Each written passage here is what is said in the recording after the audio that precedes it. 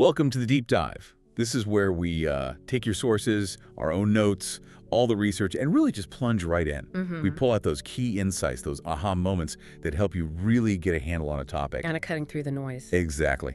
Think of it as your shortcut to being well-informed, hopefully with a few surprising facts, maybe a little humor, to keep it engaging. Sounds good. So today we're doing a deep dive into, well, one of the most foundational stories, certainly in Western thought, Genesis chapter 2. Right. A big one. A huge one. Right. Now, a lot of people might just see this as, a simple origin myth, an old story, quaint even. Yeah, the familiar Sunday school version, maybe. But we're going to unpack it differently. We're looking at it not just as a story, but as a revolutionary act.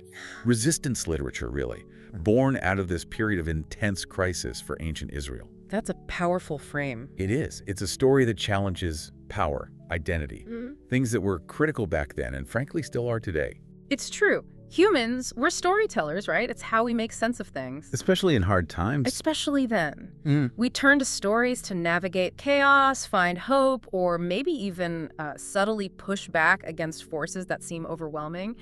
But the thing is, some of the most powerful stories, they aren't just, simple entertainment. They're complex. Intellectual powerhouses, really. Crafted with layers. Layers upon layers of meaning, designed to communicate these deep, sometimes really subversive truths. They aim to spark something inside the listener, a kind of internal shift. Right. These stories, they resonate. They shape whole cultures. Absolutely. And that's exactly the kind of intellectual powerhouse we're digging into today with Genesis 2. Okay. So let's unpack this. To really get the radical nature of this text, we need to set the historical stage. The context is everything here. It really is. Imagine just for a second everything you know. Your home, your leaders, your most sacred places, your whole way of life. Even your sense of who you are. Suddenly, brutally just gone. Destroyed. This isn't just like a bad day, it's the end of your world. Yeah. And that was the stark reality for the ancient Israelites in 586 BCE. 586 BCE. That year is just, it's an absolute turning point, a catastrophe on a civilizational scale. You have the Babylonian armies led by Nebuchadnezzar II sweeping through. They besiege Jerusalem, they destroy it. And the temple. Solomon's temple, the absolute heart of their religious, national, cultural identity, not just, damaged or looted. It was defiled and then burned to the ground, erased. But maybe even more devastating in the long run was the systematic mass deportation. They didn't just conquer. They decapitated the society. Taking the elite. Exactly. The educated elite, priests, scribes, artisans, the royal family, they were rounded up and marched over 500 miles. Imagine that journey. Brutal, soul-crushing, essentially kidnapped and transplanted right into the belly of the beast, the heart of the world's greatest, most powerful empire, Babylon. So everything familiar gone. Temple, king, homeland. Their identity as God's chosen people seemingly shattered. Utterly. Talk about culture shock. I mean, going from this relatively small kingdom, kind of on the fringes. Right, a minor player. To the bustling, hyper-advanced, let's call it the New York City of the ancient world. How do you even process that kind of shift? The sheer scale must have been overwhelming. Imagine arriving in Babylon, seeing these colossal ziggurats, these tiered temple towers, literally scraping the sky. Nothing like they'd ever seen. Nothing. The Babylonians were masters of astronomy, charting the stars with incredible precision. Their irrigation systems, sophisticated marvels that made the desert bloom, fueling the empire's wealth and power. Right. They had vast libraries, thousands and thousands of clay tablets detailing their history, their laws, their myths. It was a peak of human achievement. Undeniably. But, and this is the crucial but, it was a peak built on a foundation of brutal conquest and, importantly for our story, forced labor. And these Israelite exiles, they weren't just tourists looking at the sites.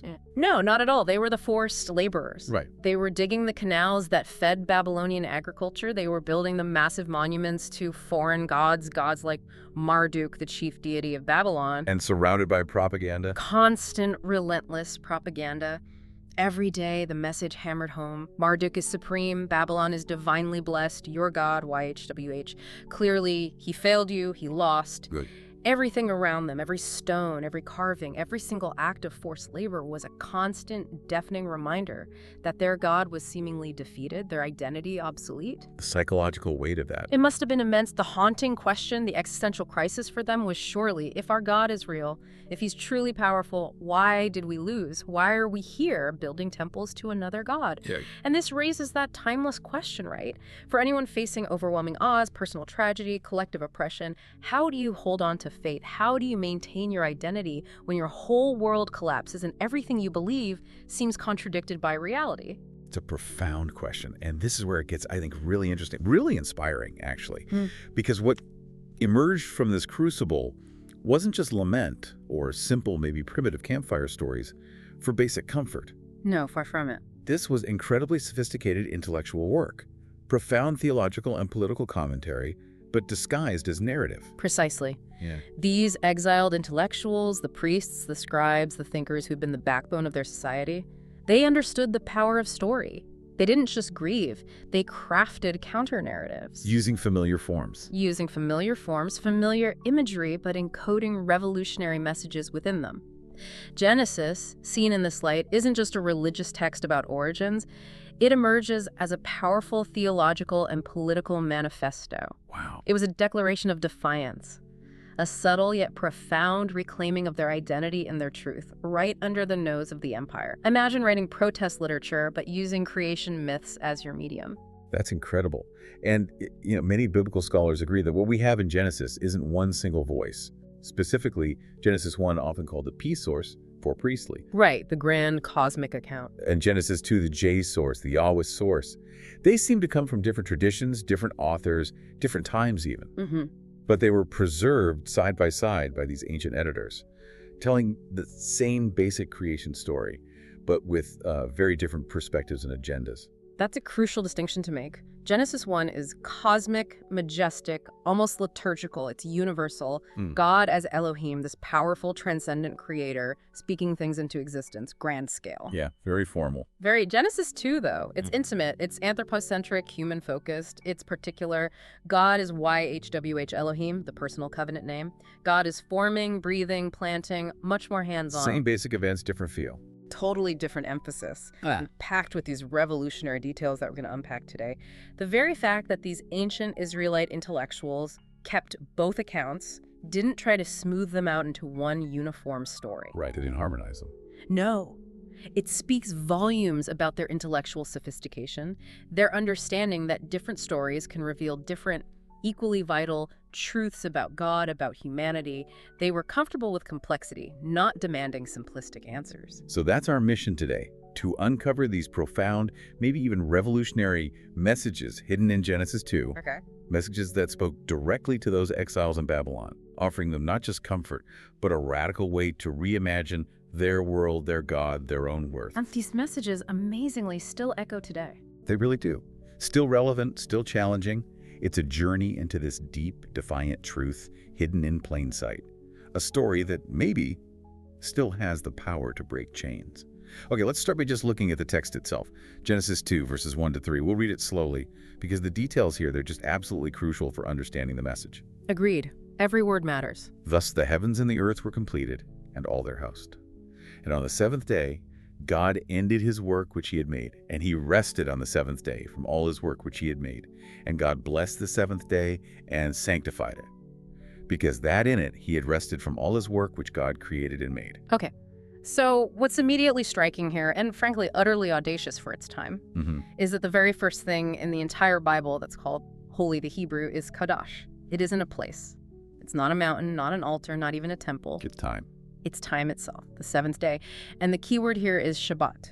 It means to cease, to stop, to rest. It's the root of our word Sabbath. And that concept would have been, what, foreign to the Babylonian? Foreign. It would have been almost offensive, completely counter to their entire worldview. But why is that so revolutionary? I mean, okay, God's resting. Yeah. Couldn't they just take a break? If a supreme being, surely you can put your feet up after creating the universe. See, that's our modern projection. It just wasn't how things worked in the ancient Near East, especially not in Mesopotamia. You look at their foundational myths like the Enuma Elish, the Babylonian creation epic, or the Atrahasis epic, which tells how humans were made. Yeah. The gods never rest. In fact, in Atrahasis, the whole reason humans are created is precisely so the gods can stop working. Wait, really? Absolutely. The text literally says the junior gods were complaining the gods' work was too hard, the trouble too much. So, the solution: sacrifice a minor god, mix his blood and flesh with clay, and create humans. Humans, in that worldview, are divine slaves. Full stop. Yeah. Created solely to do the hard labor digging canals, building temples, providing offerings so the gods could finally relax. Human value is purely about their labor output for the divine realm. Okay, so Genesis 2, by saying God himself rests. It's a stunning departure. It dares to imagine something completely unprecedented. The creator, the ultimate power, the source of everything, ceases. God rests. This isn't just like a footnote. It's a radical counter-narrative. And for those exiles in Babylon, Hello. they're forced laborers. Exactly. Imagine being one of those Israelites, forced to build Babylon's ziggurats, digging their canals, making monuments for Marduk, and then you hear this story. Yeah. It's not abstract theology. It's a direct revolutionary whisper right into the ear of the oppressed. It's almost hard for us to grasp the power of that message in that specific context. It must have been electrifying. It tells them constant work isn't the cosmic default. Right. It says relentless productivity isn't the measure of your worth. There's a rhythm, a divine rhythm, built into creation itself that challenges imperial demands for endless labor. It's saying your value isn't tied to how much you produce for your captors. Yep, precisely. Or for any empire. It establishes a sacred, divinely ordained right to rest, to cease. It was a way for them to reclaim a sacred sense of time. A protest woven into their calendar. A potent, subtle protest. Even when they couldn't control their space, their bodies, their daily toil, they could participate in this divine rhythm. It was an act of internal resistance, a profound declaration of dignity. The irony, though, looking at our world now. Oh, the irony's thick. This text, born from forced labor, championing rest as a divine right, a challenge to endless toil. How has it been twisted in our culture? It's almost a tragic inversion. We live in a world where millions work multiple jobs just to survive, constantly exhausted. Yeah. You have things like the prosperity gospel subtly linking financial struggles to a lack of faith, basically blaming the victims of economic systems. Right. Work ethic is held up as this supreme moral virtue, almost religious, while rest is often seen as what? Laziness? Weakness? A luxury you haven't earned. Sundays are just another day for errands or catching up on work. Exactly. The whole idea of cessation, of truly stopping, has been eroded. Consumption replaces rest. It really makes you wonder, doesn't it? Have we somehow recreated the very system Genesis 2 was fighting against? It's a sobering thought. Have we replaced the Babylonian taskmasters with invisible economic and cultural ones, forgetting this foundational divine blueprint for rest? It seems we might have. Okay, let's move on. Genesis 2, verses 4 through 7. And you immediately notice a shift here, right? The tone, even how God is named. A very clear shift. We're entering a different literary space. Let me read it. These are the generations, the Toledot of the heavens and of the earth when they were created. In the day that the Lord God, YHWH Elohim, made the earth and the heavens, and every plant of the field before it was in the earth, and every herb of the field before it grew. For the Lord God had not caused it to rain upon the earth, and there was not a man to till the ground. But there went up a mised from the earth, and watered the whole face of the ground. And the Lord God formed man of the dust of the ground, and breathed into his nostrils the breath of life. And man became a living soul, a nefesh chaya. Okay, lots to unpack there. First, that name change you flagged. Genesis 1 used Elohim, the majestic sort of generic universal term for God. Right. Here it shifts to YHWH Elohim, using YHWH, that personal covenantal name of Israel's God. It signals we're moving from the cosmic overview to a more intimate, specific story. And using Toledot generations, usually for genealogies, but applying it to the cosmos. Exactly. It frames this as a more personal history and account. And this shift, it's not like a mistake or sloppy editing. It points to really sophisticated editorial work, Preserving different tradition. preserving multiple value traditions, rather than forcing some kind of artificial uniformity.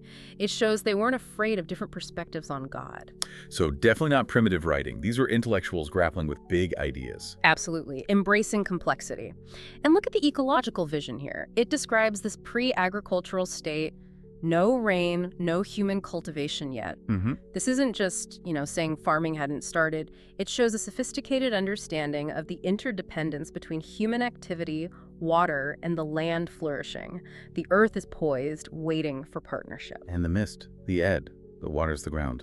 You mentioned for Babylonian readers that connects to their irrigation. It would immediately evoke their massive, sophisticated irrigation systems, the canals that were the lifeblood of their empire, symbols of human ingenuity and control over nature. But Genesis reframes it. Totally. It transforms this utilitarian water management into part of a sacred ecosystem.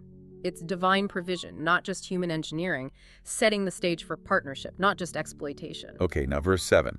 The creation of the human. This feels central. It is absolutely central, especially when you connect it back to the exile experience. The Hebrew wordplay is brilliant. Adam, human, comes from Adama, ground, earth. We're earthlings. Literally earthlings, dust creatures, Yeah. inextricably linked to the soil, to the physical world, grounded. But then the animation. This is the radical part compared to Babylon. This is the absolute crux of human dignity in Genesis. It's the revolutionary counter-myth. So recap the Babylonian version again. How are humans made there? Right. In Atrahasis, humans are formed from clay, yes, but mixed with the blood and flesh of a slain rebellious god. Okay. That divine blood gives them life, but it also defines their purpose. They are created as workers, as slaves to take over the god's labor. Their value is purely utilitarian. How much work can they do? But Genesis. Genesis also uses earth, Adama, connecting us physically, but the animating force, not blood from a slain god. It's Nishmat Chaim, the divine breath of life, breathed directly from YHWH Elohim into the dust-formed nostrils. Breath, not blood. That's the key difference. It's a profound, game-changing difference. Mesopotamian humans, valuable only for labor, fundamentally slaves. Genesis, humans, inherently worthy, not because of what they do, but because of what they are. Carriers of divine essence, animated by the Creator's own breath. Wow. Imagine hearing that as an exile in Babylon. Exactly. Treated as expendable labor, building monuments for your conquerors, and then your own sacred story tells you. You are not property, you are not defined by your forced labor, you carry the breath of the Creator. You have intrinsic worth simply because you exist. That's dignity encoded in narrative. It absolutely is. A radical declaration against the dehumanizing logic of empire. It redefined their self-worth from the ground up. And you mentioned this breath idea challenges body-soul dualism too. Yes, that's another crucial layer. Later Greek thought, especially influenced by Plato, tended towards dualism, the idea of an immortal soul trapped in a lesser physical body. Right, spirit good, matter bad. Sort of. And the Greek translation of the Hebrew Bible, the Septuagint, rendered nephesh chaya, living being, as living soul, which kind of pushed interpretation in that dualistic direction over centuries. But the Hebrew original. Hebrew thought here is profoundly holistic. It's not spirit trapped in matter. It's dust plus breath equals a living being, an integrated whole. Matter animated by spirit. Physical and spiritual are inseparable. So the implications for us, our physical lives, our work, our bodies matter. They matter deeply. Our work isn't separate from our spiritual life. Our connection to the earth is fundamental. And critically, this vision insists on inherent dignity for all humans, not just elites, not just the productive, not just those who fit some societal mold. It's a radically democratizing idea that constantly pushes back against any system that devalues people. Okay, so we've got a God who rests humans with inherent dignity, animated by divine breath. Already pretty radical stuff compared to the neighbors. Definitely setting a different tone. But now, let's talk about location, location, location. Where does this intimate foundational story actually happen? Right, the geography is key. Let's read verses 8 through 14. And the Lord God planted a garden eastward in Eden, and there he put the man whom he had formed. And out of the ground made the Lord God to grow every tree that is pleasant to the sight and good for food. The tree of life also in the midst of the garden, and the tree of knowledge of good and evil. And a river went out of Eden to water the garden, and from thence it was parted and became into 4 heads. The name of the first is Pishon, describes its path and resources, and the name of the second river is Gihon, describes its path. And the name of the third river is Hiddekel, that's the Tigris, that is it which goeth toward the east of Assyria, and the fourth river is Euphrates. Okay, so what's fascinating, and again, incredibly audacious for people writing this in exile in Babylon, is the location of Eden. The word Eden itself probably comes from Akkadian Edinu, meaning plain or steppe, a familiar Mesopotamian landscape term. But the text deliberately places it eastward. which, for Israelites in Babylon, Points right back towards Mesopotamia, towards the land between the rivers, towards Babylon itself. It's locating paradise in the neighborhood of their captivity. that is bold. Placing God's perfect garden right in the heartland of the empire that crushed them. That feels like theological defiance. It absolutely is. And you have to understand the symbolism of gardens in the ancient world. They weren't just, nice places with flowers. They meant something more. They were potent symbols of imperial power, divine favor, royal authority. Think of the legendary Hanging Gardens of Babylon, one of the ancient wonders. Right. A huge, tiered, irrigated structure showcasing the king's power over nature, representing the blessing of Marduk, demonstrating Babylonian supremacy. Or think of the Persian king's paradisa, those enclosed paradise gardens that symbolize royal dominion and the king's ability to create perfect, ordered abundance. So Genesis borrows this powerful imperial symbol. Borrows it and completely subverts it. The ultimate garden, the source of all life and blessing. It belongs not to Nebuchadnezzar, king of Babylon. It belongs to YHWH, Israel's God. And the first resident isn't a king? No, it's Adam, an ordinary human, an earthling, a breath bearer.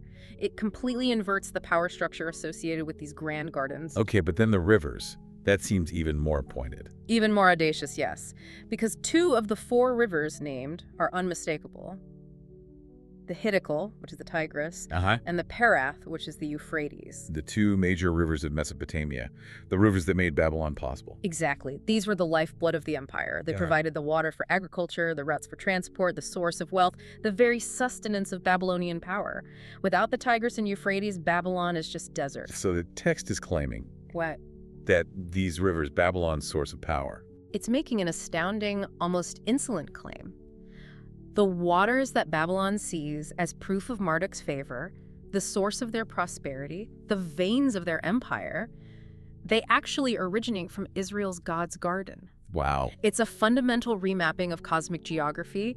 It attributes the source of all abundance, all blessing, all life-giving water, not to Marduk, not to Babylonian ingenuity, but to YHWH's benevolent provision flowing out of his paradise. That's psychological territory claiming. Of the highest order. Imagine being in exile, living beside these mighty rivers, maybe forced to work on their canals, constantly reminded of Babylon's power. Then hearing this story, it tells you the prosperity of your captor's empire, the very water that sustains them, the wealth flowing through this land, it all actually originates from your God's garden. It completely reframes reality, shifting the ultimate source of power and blessing back to YHWH. It's a powerful act of narrative defiance. That raises such an important question for us too, doesn't it?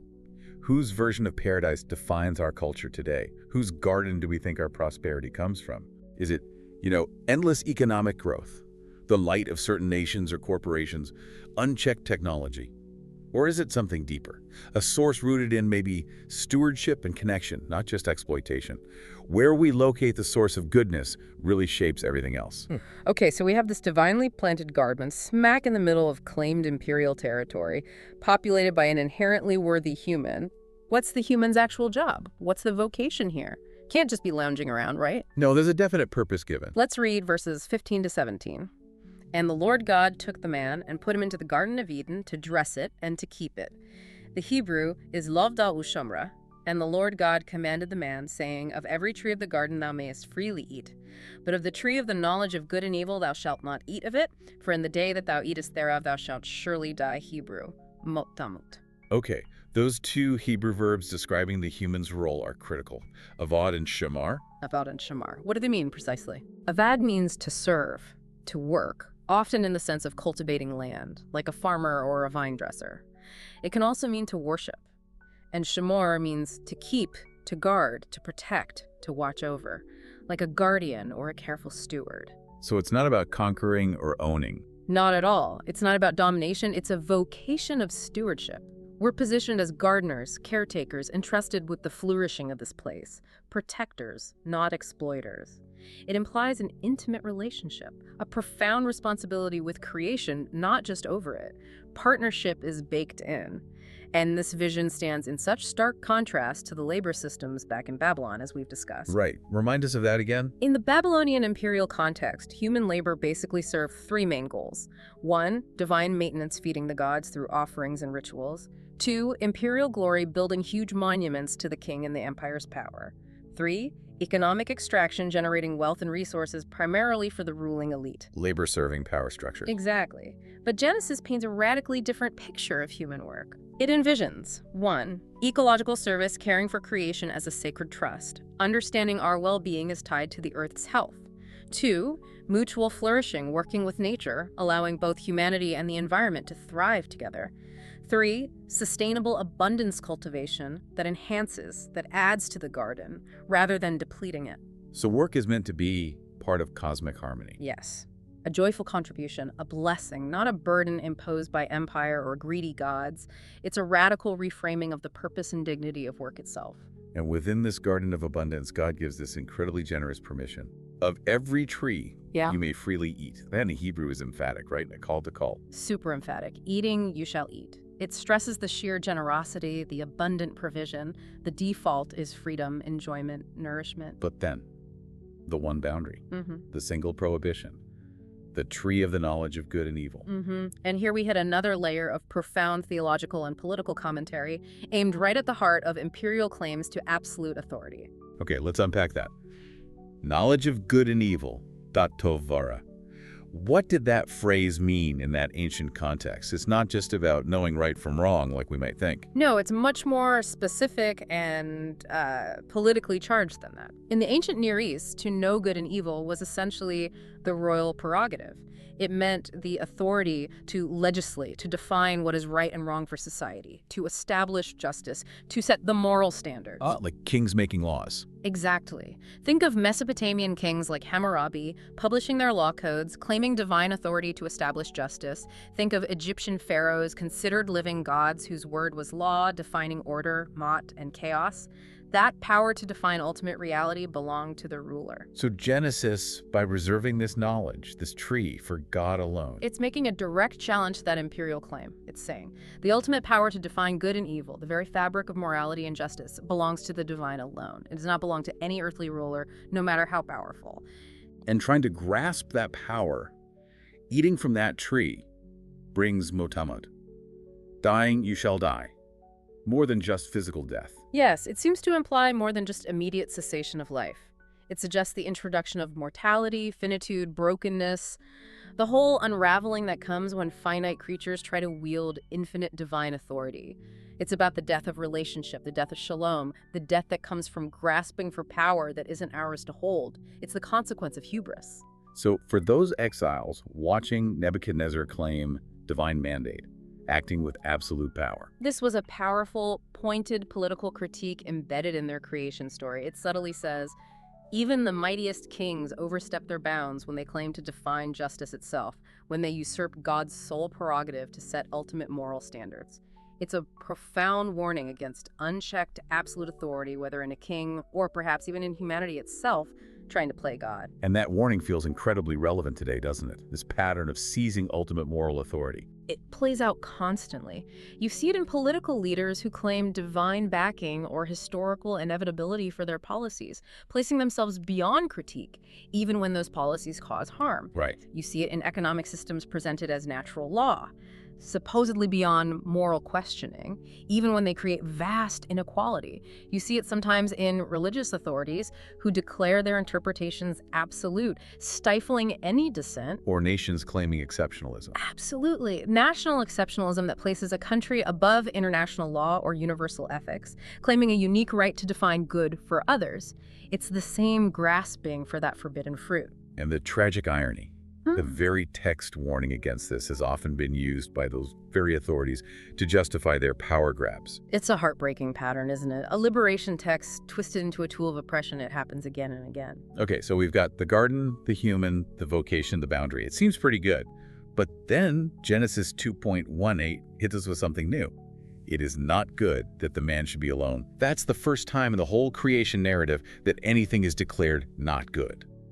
That feels significant, a break in the pattern. It's a critical turning point. The rhythm has been, it was good, it was good, it was very good. But solitude, loneliness, breaks that perfect harmony. Even in paradise. Even in paradise. The human, Adam, made in the divine image, animated by divine breath, placed in this perfect environment with abundance and purpose, still lacks something essential. There's an incompleteness. He's a counterpart. He's a counterpart, someone who truly corresponds to their being, who can share that life, that vocation, that relationship with the Lord. Paradise isn't paradise alone. Relationship is fundamental. And this is where we get that really crucial Hebrew phrase, Iser Kenegdo.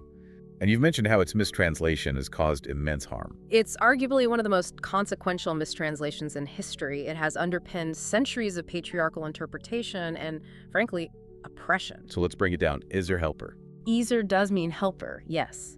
But we have to look at how it's used elsewhere in the Hebrew Bible. Overwhelmingly, it's used to describe God helping Israel. God as helper. Yes, like in Psalm 121, my help Ezer comes from the Lord. Or Deuteronomy 33, multiple times, God is Israel's Ezer. This is not a word implying subordination or weakness. It implies powerful assistance, rescue, strength, a vital ally. Think rescuer more than assistant. Okay, so Ezer is strong help. What about Kenegdo? Kenegdo is even clearer. It literally means something like corresponding to him, opposite him, facing him, equal to him, a counterpart matching him. It implies similarity, adequacy, equality, a mirror image in a sense. So putting Ezer Kenegdo together, it means a strong helper corresponding to him, an equal counterpart, a powerful partner perfectly matched to the first human. It fundamentally speaks of equality and complementarity, not hierarchy or subordination. But that's not how it came down through history. Sadly, no. The Greek Septuagint translations, centuries later, already tilted the meaning slightly towards subordination, maybe influenced by Hellenistic culture. And then many English translations, most famously the King James Version, rendered it as helpmeet for him, which over time got compressed into helpmate or helpmeet, cementing this idea of a subservient assistant. Wow. This small linguistic shift, perhaps unintentional at first, provided a theological justification for millennia of patriarchal structures, using a text that originally envisioned radical partnership and equality. A devastating distortion. Before the creation of woman, though, God does something interesting. He brings all the animals to Adam, verse 19 and 20. Right, the great naming ceremony. And out of the ground the Lord God formed every beast of the field and every fowl of the air, and brought them unto Adam to see what he would call them. And whatsoever Adam called every living creature, that was the name thereof. And Adam gave names to all cattle, and to the fowl of the air, and to every beast of the field. But for Adam there was not found an helpmeet Ezer Kenegdo for him. So Adam exercises real authority here, the power to name, to classify, which in the ancient world signified understanding and a degree of mastery. But it's also this incredibly sophisticated psychological insight. Adam surveys all of creation, all these living beings, and in naming them, he encounters everything that he is not. He learns about himself through difference. Exactly. He sees creatures that don't mirror his complexity, his capacity for language, for relationship in the same way. Through this process of encountering difference, his own uniqueness is clarified, and the specific nature of his loneliness, his need for a true counterpart, becomes sharply defined. He knows what he needs by seeing what doesn't fit. Identity emerges in relation to the other. And then finally, the creation of woman. The answer to that identified need. Let's read 21 to 25. Okay, the culmination. And the Lord God caused a deep sleep Tardama to fall upon Adam, and he slept. And he took one of his ribs, Selah, and closed up the flesh instead thereof. And the rib Selah, which the Lord God had taken from man, made he Bana a woman and brought her unto the man. And Adam said, This is now bone of my bones and flesh of my flesh. She shall be called woman Isha, because she was taken out of man Ish. Therefore shall a man leave his father and his mother, and shall cleave unto his wife, and they shall be one flesh, Besar Echad. And they were both naked, the man and his wife, and were not ashamed. So much richness there. That deep sleep, Tardama, not just a nap. No. It's the same rare word used when God reveals profound, often covenantal mysteries to Abraham in Genesis 15. It signifies a divine trance, a moment of sacred revelation and action. This isn't ordinary sleep, it's sacred surgery. In the Selah, rib or side? It can mean either rib or side, like the side of a building or ark. Some scholars compellingly argue it suggests not just a rib, but that humanity was somehow divided, split from one side, implying that man and woman are two halves of an original whole, each incomplete without the other, a fundamental complementarity. And the verb used for making woman, Bana. Yes, bana. It means to build, to construct. Like building a house or a city or even the temple. It suggests intentional design, craftsmanship, artistry. Woman isn't just formed, Yatsar, from dust like Adam. She is built with purpose and significance, an architectural counterpart. Then Adam wakes up, sees her and speaks for the first time. And it's pure poetry, ecstatic recognition. Zathapam, this one, this time, finally, bone of my bones, flesh of my flesh. He sees his match, his equal, his Ezer Kenegdo. It's celebration, not possession. And that wordplay, Ish, man, and Isha, woman. Beautiful, isn't it? It emphasizes their shared essence, their profound connection, Isha, because she was taken out of Ish while still maintaining their distinctiveness. Connected, but not identical, mirroring and completing. And this recognition leads directly to this truly revolutionary social vision in verse 24. Therefore shall a man leave his father and his mother, and shall cleave unto his wife, and they shall be one flesh. Why is that so revolutionary? Because in the deeply patriarchal societies of that time, the primary loyalty was vertical son to father, maintaining the paternal household bidav. Wives were brought into the husband's father's household. Right. This verse flips that. It prioritizes the horizontal bond. The husband leaves his origin family and cleaves, a very strong word implying loyalty, devotion, sticking together, to his wife. It envisions the creation of a new independent household unit founded on the marital partnership, not just lineage. That's a radical restructuring of society. Absolutely. And for those exiles whose families and communities had been shattered by deportation, this vision of a new primary loyalty, a reconstituted household built on mutual cleaving. It offered hope. Immense hope. A blueprint for rebuilding community, starting with this core partnership of equals. And one flesh, Bizar Eched. It describes this profound unity, an integration that transcends individuality while respecting personhood. It leads to that final, poignant image, naked and not ashamed. Total vulnerability, total trust. No fear, no exploitation, no hiding. A state of perfect, unvarnished intimacy and partnership. It's the ideal state, setting the stage perfectly for the tragedy of Chapter 3, when shame, blame, and hiding shatter this beautiful vision. So putting it all together, it's just undeniable. These weren't primitive storytellers just passing down quaint myths. It's not even close. This is a work of highly sophisticated intellectuals grappling with the biggest questions of their time and ours. Their sophistication shows up in so many ways. You mentioned rejecting Babylonian astrology. Right. In Genesis 1, the sun, moon, and stars are just created lights, markers for time. They aren't deities controlling human destiny, which was a core belief in Babylon. That's a huge theological demotion of the empire's gods. And the 7-day rhythm itself. It suggests an understanding of cosmic order, natural cycles operating predictably, independent of, say, the capricious moods of the gods, which was common in other myths. There's a rationality, a stability to this creation. Plus the ecological thinking in the garden. A deep understanding of interdependence, the need for care for Avad and Shamar, not just seeing nature as a resource dump. And their literary skill. Remarkable, integrating sources, crafting this layered political allegory, showing profound psychological insight into loneliness, partnership, the human need for meaning and vocation. It's brilliant literature by any standard, a theological and political masterpiece born from trauma. Okay, but here's the pivot, the really tough part maybe. The reversal. The tragic reversal. How these very texts, seemingly designed to break chains, to liberate, to affirm dignity, have been systematically twisted and used throughout history to forge new chains. It's the ultimate heartbreaking irony, a profound betrayal of the original spirit. Let's trace it. The divine rest principle, Sabbath, designed as cosmic defiance against endless toil, becomes twisted into the Protestant work ethic, where relentless work is virtue and rest is laziness, even sin. And then the prosperity gospel adds another layer, suggesting financial struggle is a sign of spiritual failure.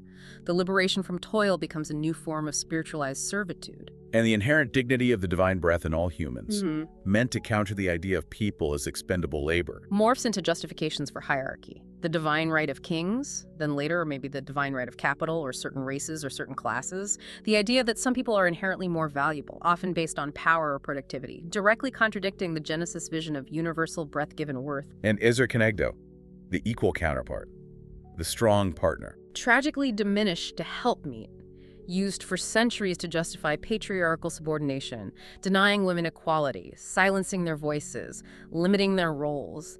A text about radical partnership weaponized to enforce hierarchy. And stewardship, Avad and Shamar, serving and guarding the garden. Devolves into dominion, interpreted as a license to exploit, leading directly to environmental destruction, climate change, treating the earth as a limitless resource to be plundered rather than a sacred trust to be nurtured.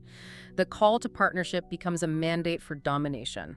It's staggering how completely the messages were inverted. It really is. And it forces us to ask that hard question. Hmm.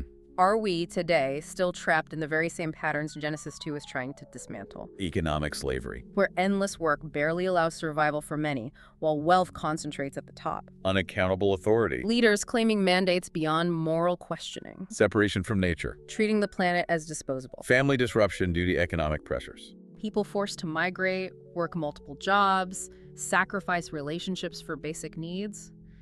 These aren't ancient problems. They are the very dehumanizing cycles Genesis 2 spoke so powerfully against. And now, obviously, in our modern world, scientific discoveries, cosmology, biology, archaeology, they challenge a straightforward, literal reading of Genesis, right?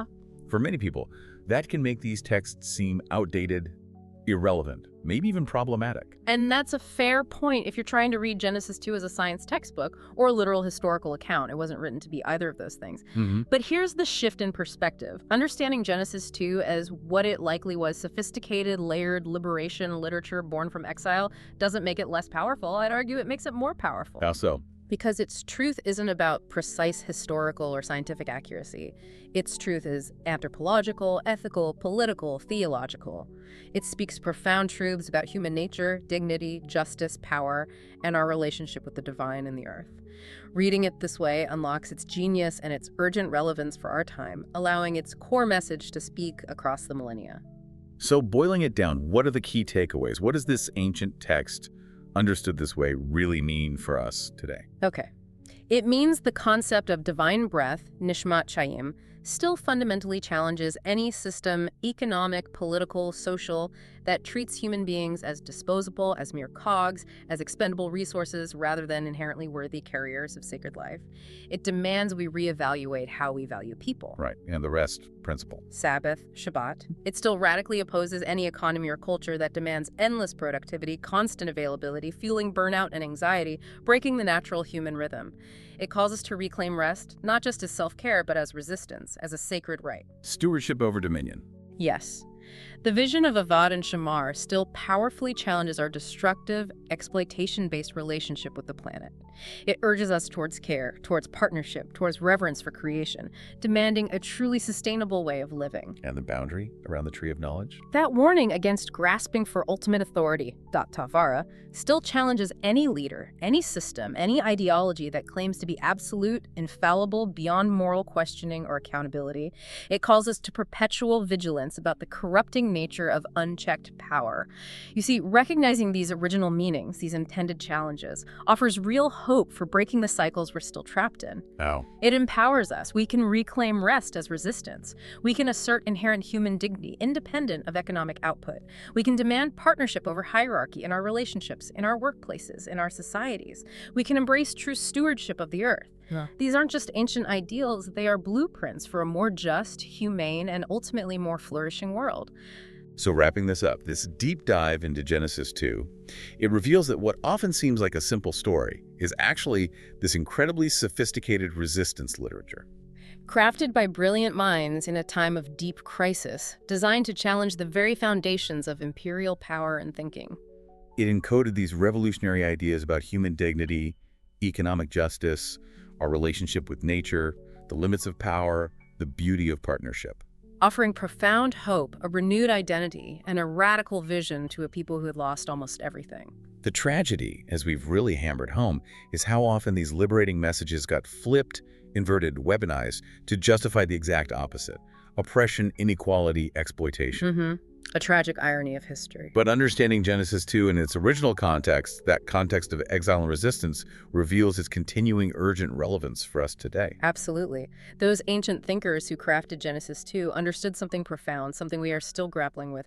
They knew that the most powerful resistance to systemic oppression often begins by reimagining the fundamental stories we tell ourselves. Stories about who we are. About human nature. About divine intention. What the world is meant to be like. And about social possibility. What kind of world is actually achievable? Their garden story, it still whispers across the centuries. It whispers, you are breath bearers of the divine, inherently worthy, not disposable cogs. It whispers, you deserve rest. Endless toil is not your destiny. It whispers, you are made for partnership, for equality, not for hierarchy and domination. And you whispers, you are stewards, caretakers of this earth, not its absolute masters or exploiters. In a world that still, in so many ways, treats people as expendable resources, that struggles with unaccountable power, that degrades our planet, that ancient whisper, it remains profoundly, powerfully revolutionary. And that, for you, is the continuing revolution of Genesis 2.